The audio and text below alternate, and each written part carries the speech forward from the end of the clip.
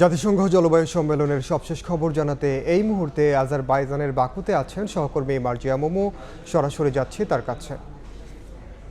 মোমো,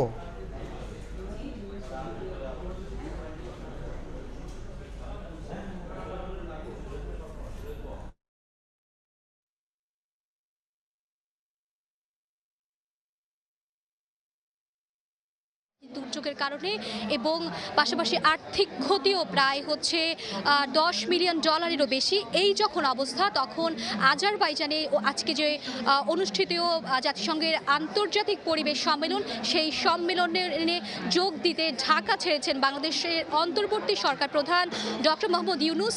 এবং তিনি এই সম্মেলনে যোগ দিবেন, যেখানে তিনি বিশ্ব নেতাদের কাছে এবং জাতিসংঘের কাছে তুলে ধরবেন জলবায়ু পরিবর্তনজনিত কারণে বাংলাদেশের যে সার্বিক ক্ষতি, সেই ক্ষতিগুলো তুলে ধরবেন। পাশাপাশি ধনী দেশগুলো যেগুলো কার্বন নিঃসরণের কারণে মূলত দায়ী, তাদের কাছে তাদের প্রতিশ্রুত অর্থ ছাড়ের জন্য জোর দাবি জানাবেন ডক্টর মোহাম্মদ ইউনূস।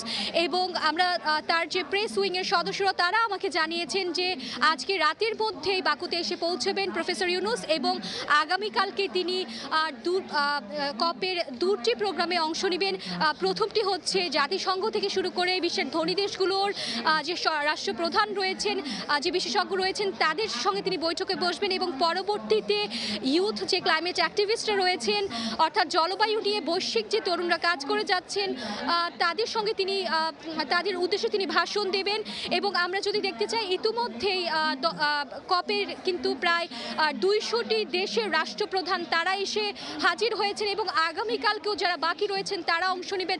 আমরা যদি এই মুহূর্তে যেই বাকু স্টেডিয়াম রয়েছে সেখানকার যদি একটু পরিস্থিতি দেখাতে চেষ্টা করি, যে কিছুক্ষণ আগেই একটি সেশন শেষ হয়েছে। সেই সেশনে মূলত ছিল যে আদিবাসী সম্প্রদায়, অর্থাৎ বিশ্বজুড়ে আদিবাসী সম্প্রদায় যারা রয়েছেন, তাদের যে জলবায়ু সংক্রান্ত পরিবর্তনজনিত কারণে তাদের যেই দ্বীপ রাষ্ট্রগুলো ডুবে যাওয়ার ঝুঁকিতে রয়েছে, তাদের কৃষিতে যে পরিবর্তন এসেছে, খরা, বন্যা, জলোচ্ছ্বাস থেকে বৈশ্বিক তাপমাত্রা বেড়ে যাওয়ার ফলে লবণাক্ততা সহ অন্যান্য যেই প্রাকৃতিক দুর্যোগগুলো হচ্ছে, সেগুলো কিন্তু তারা তুলে ধরছেন। এবং বিশেষ করে যারা আইল্যান্ডের বাসিন্দা, যে দ্বীপ রাষ্ট্রগুলো রয়েছেন, সেই রাষ্ট্রের মানুষগুলো তারা বলছেন যে এবারের কপ সম্মেলনে তাদের যোগ দেওয়ার মূল কারণ হচ্ছে তাদের কোনোভাবেই যাতে তাদের রাষ্ট্র ডুবে না যায়, তারা যেন বিপর্যয়ের মুখে না পড়েন, সেই জন্য উন্নত দেশগুলো, বিশেষ করে যারা কার্বন নিঃসরণের জন্য দায়ী, তাদের কাছে তারা জোর দাবি জানাচ্ছেন। এবং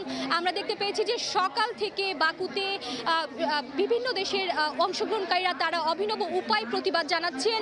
এবং সবচেয়ে বড় কথা যেটা, যে বাংলাদেশ যেহেতু বিশ্বের মধ্যে 7ম ঝুঁকিপূর্ণ দেশ, এবং সেহেতু বাংলাদেশের মানুষের যাতে ক্লাইমেট মাইগ্রেশন এবং অভিবাসন বিষয়ে ডক্টর মোহাম্মদ ইউনূস তিনি বিশ্ব নেতাদের সঙ্গে বাংলাদেশের পক্ষ তুলে ধরবেন, দাবিগুলো জানাবেন, এবং সে সাথে কীভাবে বাংলাদেশের মানুষ জলবায়ু পরিবর্তনের জন্য সাথে নিজেদের খাপ খাইয়ে নিতে পারবেন, সেই বিষয়টি ডক্টর মোহাম্মদ ইউনূস নিশ্চিত করবেন। তো এই ছিল আজারবাইজানের জাতিসংঘের পরিবেশ এবং পরিবেশ সম্মেলন থেকে আমার কাছে থাকা এখন পর্যন্ত সবশেষ তথ্য।